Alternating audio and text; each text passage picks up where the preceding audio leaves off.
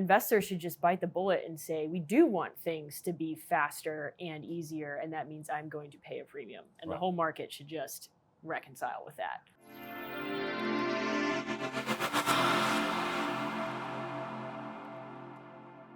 If you had to pick one thing that you see these real estate investors do over and over again that just drives your team wild, that they're like, can't we do more retail? What is it? I've got two things. The first thing is calling your service providers back to back to back. You know, I assume you guys see that on the lender side. You know, at the end of the day, you know, we have to meet the need that they have in a given moment. But if your loan officer, your title person tells you that they'll get back to you in 30 minutes, don't call back in 7, because you're now just, you know, poisoning the well of the relationship. And then I also think the second thing is just bigger picture. I've had this thought. I think real estate investors think too short term about their relationships. They're looking for the next deal and the next check and the next closing, and they burn bridges to just try to get to the next thing. And, you know, it's not good to soil your name like that in any market. So I really think that I think that real estate investors need to think more about, you know, how they want to build their brands as business owners too. That is so huge, because like we talk about that offline, online all the time, but how your name, especially in this business, carries so much. And it's like, you don't know who that person talks to. Yeah. Like, yes, the cameras are rolling now, but when the cameras are off, what secrets, what skeletons are we talking about? You know? And like, if you burn a bridge, you're not just burning that bridge, you're burning every bridge that bridge touches. Of course. You know, and people don't realize that, how relationships matter, especially in this business, more than most. Yeah, it works both ways. If you treat people well, you know, that has great network effects. If you treat people poorly, people will find out. So I think that's the biggest thing that really bothers me, is they bring that energy to their interactions with everybody. And it's just like, come on. It has been well over a decade since I've ever complained or even mentioned an escrow fee or a fee on a settlement statement from a title company. It's because I guess the first 10 years of my business, I was kind of copying what other people did. And, you know, investor-friendly title company meant which one will charge me 0 for my side and 400 for the buyer side or the other side. And then I just realized, I don't know what it was, you can't ask someone to work for free and demand world-class service. No, it's the business Venn diagram of, you can have your products or services cheap, fast, or have high quality, and you can only have 2 of the 3, right? So it's like, you can have cheap, you can have fast, you can have a high quality. Pick 2. Well, so, and by the way, you must have watched the show, because I always say there's good, fast, and cheap. There you and go. You only get 2. And I'm good, I'm fast, and I'm not cheap. Yeah. And don't ask me about my damn rates. Yeah. I mean, it's funny because like SMU EMBA program, and they brought that up, but they used different words, like you know, they use like the $20 words, the $100 words. And it took me like 5 minutes, like, oh, we're talking about good, fast, and cheap. Got it.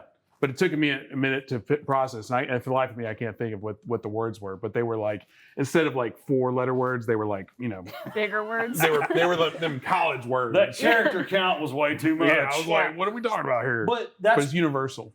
It's what I actually said it on stage last night.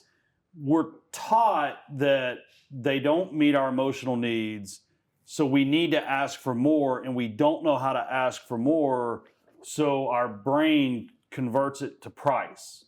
And if someone calls, and when I help a salesperson at Ternus, and the first question is, what's your rates? I ask, well, when do you need to close? Because that's really important, right? And then, well, yeah, next week. Oh, okay.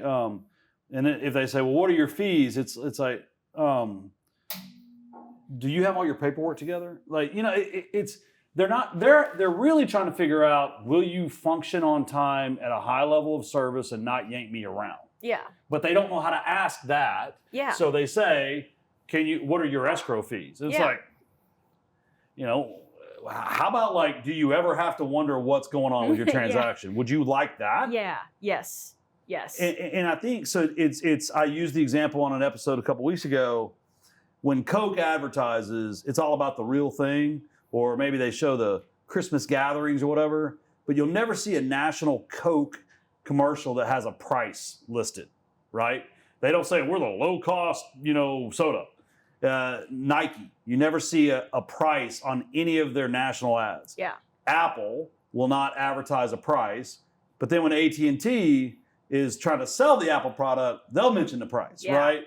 I think the more we can do as business owners to connect with what people really need, our profits will be better, but then we can provide the service that they really want. Yeah, I mean, investors should, it's a big reason why Empora works with investors, right? Because I knew going into this that investors would be the hardest group to work with in a lot of ways, but they're rinse and repeat and our incentives are aligned. They want the process to be as easy and as seamless as possible, whereas some other groups in real estate are just not quite as forward thinking, if you will. And investors should just bite the bullet and say, we do want things to be faster and easier, and that means I'm going to pay a premium. And the whole market should just reconcile with that. I'm going to write a contract with 13 heirs and 22 affidavits of heirship, and I need like a rocket scientist to help me figure this out. So if your fee is $650 instead of $450,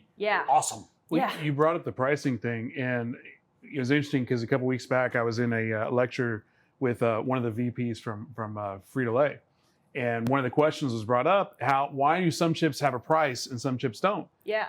The ones that have prices on, those are the budget options.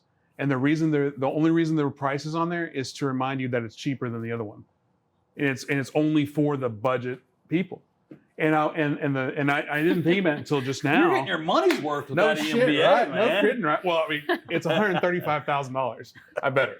But again, it was just like you did ask them about the price when you started that process, right? Well, I was like, can I put this on a loan? And their answer was yes. But again, though, I was like, it wasn't really relevant to then until this conversation now about, that's so true about how, like, if there's a price on it, it's you're talking to a specific avatar, a demographic.